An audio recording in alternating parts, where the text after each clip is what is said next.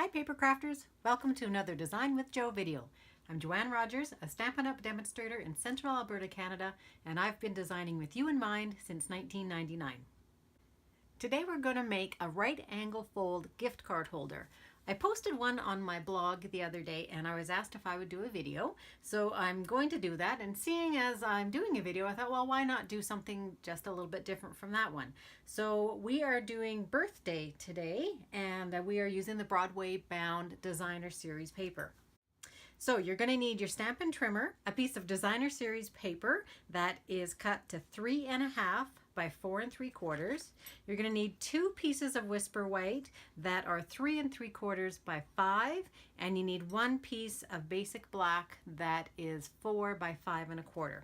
And then you're going to need a full sheet of whatever color you want, but I'm going with Lovely Lipstick, and you will get 2 cards out of 1 sheet of paper. We're going to start with the cutting and the scoring of our big sheet of paper. So holding it at 8.5 across the top and 11 down the side, you're going to place that into your Stampin' Trimmer and you are going to score it at 4 1/4. And I've got my scoring tool marked so that I don't mix it up. So you're just going to score all the way down, give it a couple good scores there. Then you're going to turn it 90 degrees and you're going to score it at 5.5. So really all we're doing right now is putting it into 4 quadrants. So you're going to score that down. Now for the next part, we need to take our blades out. So I'm going to pull it this way so that you can see sideways.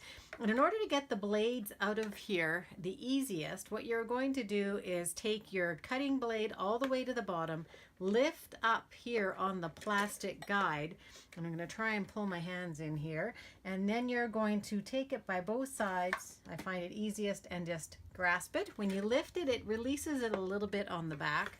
We're going to do the exact same for the scoring blade. Again, get my fingers in there. And now put your cutting blade back in. So I find it easiest for me to lay it back down. There's a little hook here. Run that on the inside edge and then snap it into place.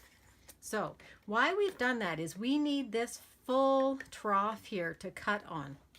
And your cutter, if it's not a Stampin' Trimmer, may or may not be able to do that. So what you're going to do is we're going to take the point of one end and the point of the opposite end. Let's move that out of the way. And we are going to place the point into the trough. And you should be able to see that the point is right in the trough. Hold it with one hand so it doesn't move. And what I usually do is I start my cutting blade somewhere in the paper rather than coming at it from either end, because sometimes when you come at it from either end it bunches a little bit. So I'm going to press that down through the paper and I'm going to go all the way down to the bottom. Then I'm going to lift up and go. I'm still holding it with my left hand here so it's not going to move, and I'm going to go right to the top. So what you have now are 2 pieces of paper. Let me get my trimmer, move it just to the side. We are going to use it right away.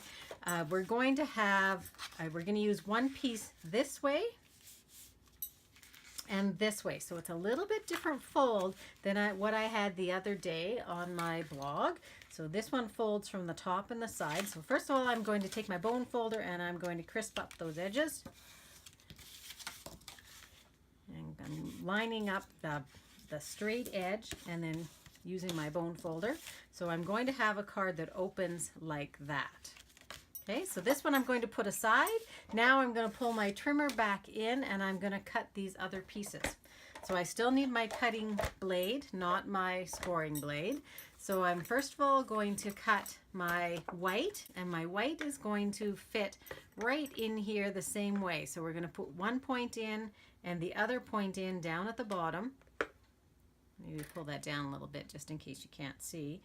Points in, hold it with my left hand. Same thing, I'm going to start it somewhere on the paper, lift it up, go back to the top, and finish it off. So we've got those 2 pieces. For our patterned paper, what we want to do is we want to cut. So if you look at this piece here, I need to have a piece cut with a right angle down along the bottom and one along the top.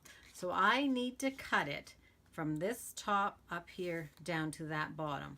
So sometimes it's easier for me to make sure I'm looking at that and that I'm going to get the angle right. So this top to this bottom.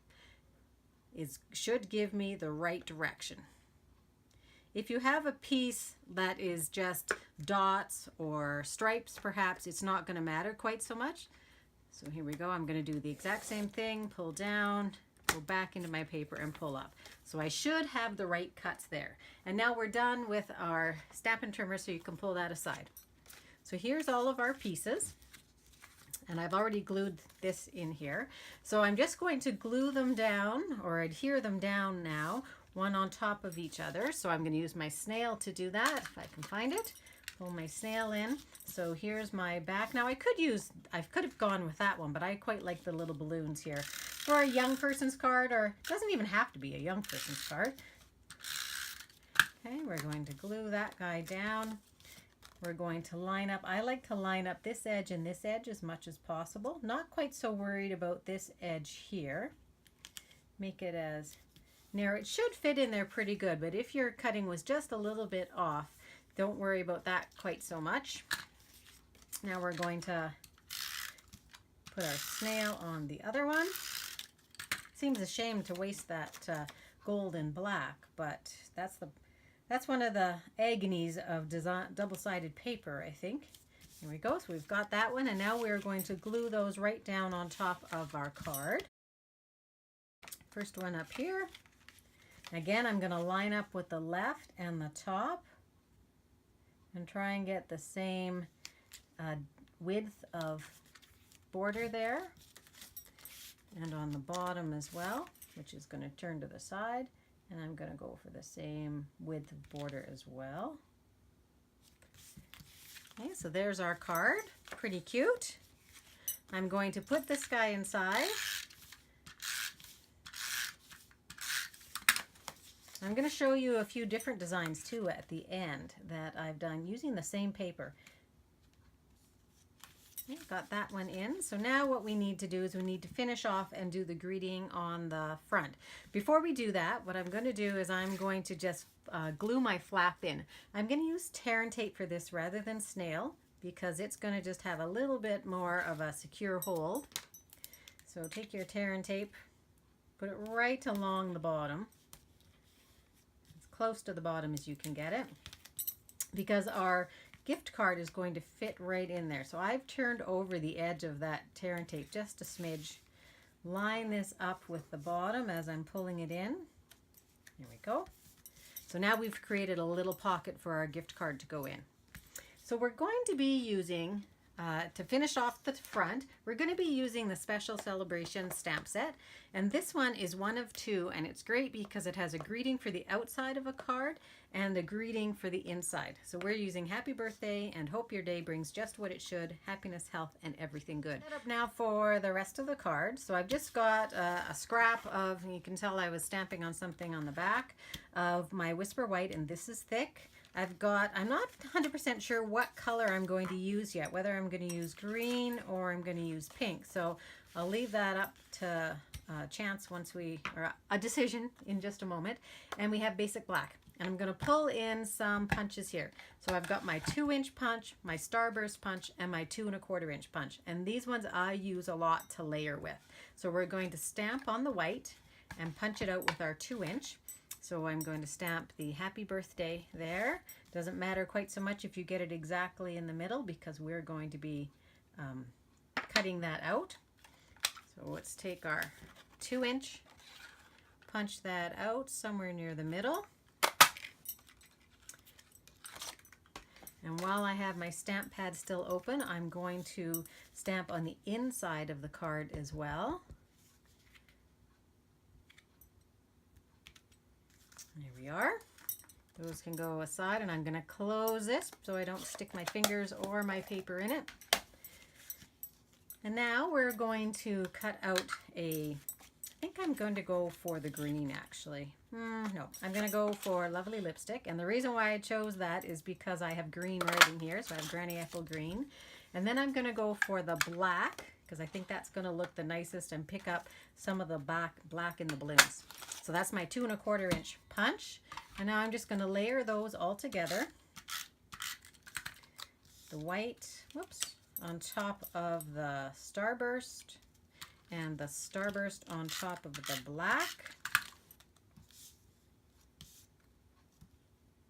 And it leaves a wonderful little border. So you have mostly your white, but a lot of your lovely lipstick and a little bit of black.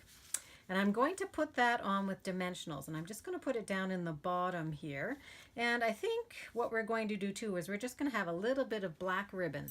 So I pulled in my black ribbon. I'm going to fold it. I've got a piece that's, what is it? It is about 5 inches long. I'm going to fold that in half, and I'm going to use some mini glue dots.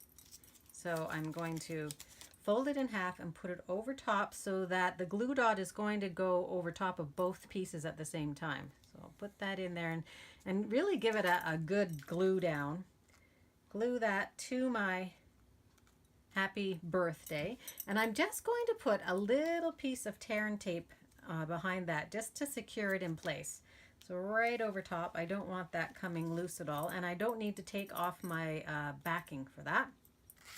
And now I'm going to put it onto my card. So it just added a little bit more having the black on there. I need dimensionals for this. So I'm just going to pull those in. And I'm going to put dimensionals on my card rather than on here because I only want to stick it down to the top. So I'm going to put my dimensionals here. Keep moving that. And I give myself a good amount just in case I'm going to be pulling on this at all.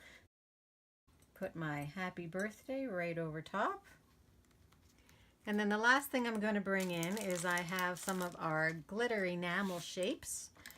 And I'm going to put some of the lovely lipstick ones on there. Maybe I'll put the big one here and a medium-sized green one down here. And then a small, maybe I'll do the next size pink up here. And it's sort of neat because that mimics the balloons a little bit. So there we go. This card was the first one that I had made, and so this one opens to the top left, I guess you can say that. Well, really, it's from the side left, isn't it? And this was my first attempt, and I had my gift card that fit in there perfectly. Then the next two are also using the same paper from the Broadway bound.